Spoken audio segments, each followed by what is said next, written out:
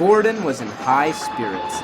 He was certain that the Fat Controller would be commending him for his efforts and that he would receive a special reward. He felt his position deeply. A great deal of strength is essential. To harness such grace and fortitude truly captivates the epitome of the exemplary steam locomotive.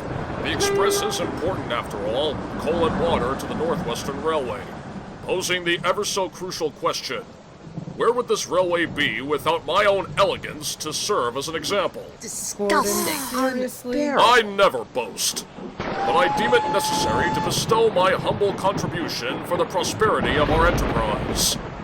Gordon, if I could haul as much as your conceited old smokebox spewed hot air, I could probably pull the express to the moon and back 10 times over!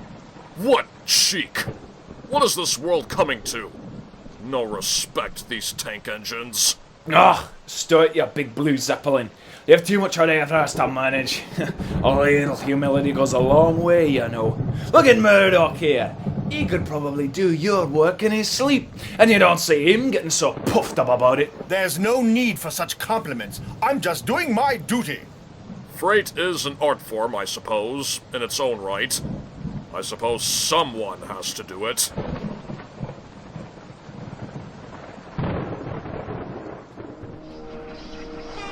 The next morning, Murdoch was idling at Brendam to fetch a load of china clay from Bill and Ben. The twins were merciless when it came to visitors, and with Edward nowhere in sight, there would be no end to their mischief.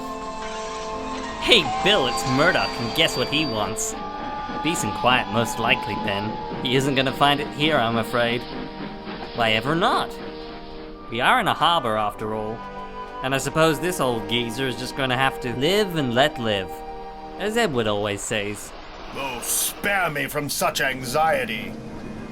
Ahoy there, me hearties! Old Salty has a story for the both of you, if you be interested. Oh yes, please! We'd love to hear it. You can thank me later, Kim. Thank you very much. Later, Bill and Ben were chatting when they heard the Fat Controller speaking on the telephone in the Harbor Master's office. Well, yes, the Flying Scotsman will be with us soon. Yes, as a surprise for Gordon, it has been many years after all. Yes, I do have plans for him. It will all make sense in due time.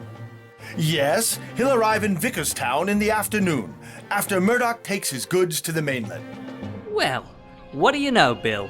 The Flying Scotsman himself, coming to our railway. Too bad Murdoch will miss him. Not that he likes that sort of attention anyhow. Oh no, what now? We just heard from the Fat Controller saying the Flying Scotsman is coming to the island. As a surprise for Gordon? Yes, indeed. You'll be away, though. Apparently you have the goods run. Those occasions are a bit noisy for my taste anyway.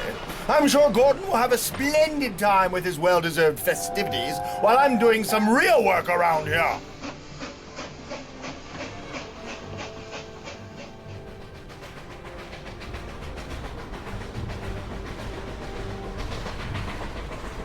I just need an escape to get away from it all.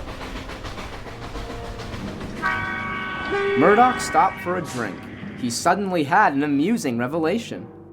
Of course! Perhaps this 9F still has some fight in him.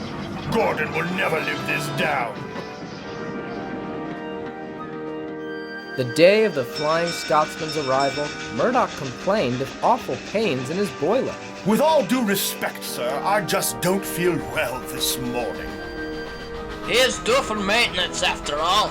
We shouldn't risk it. He never complains about this sort of thing. The yard manager presented the issue to the Fat Controller. He discovered that Gordon was the only engine available. He had no choice but to make ends meet. Gordon was furious when he heard about the new arrangement.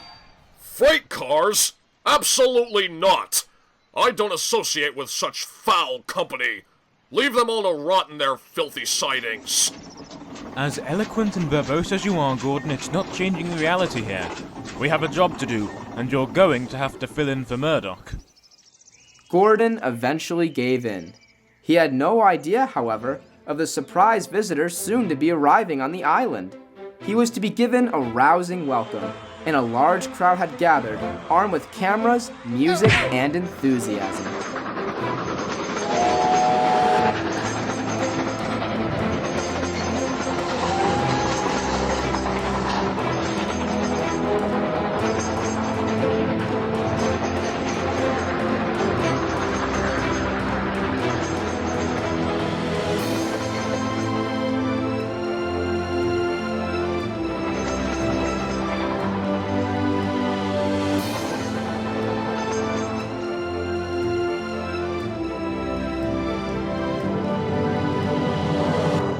Salutations! Hello everyone! Love the riding! I must say it gets even more beautiful every time. It is an honor to steam before you all today. Oh, well, I never! The Flying Scotchman himself!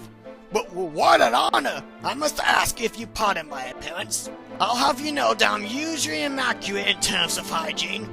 A pleasure to make your acquaintance, Gruff, and even greater pleasure to visit the island of Sodor.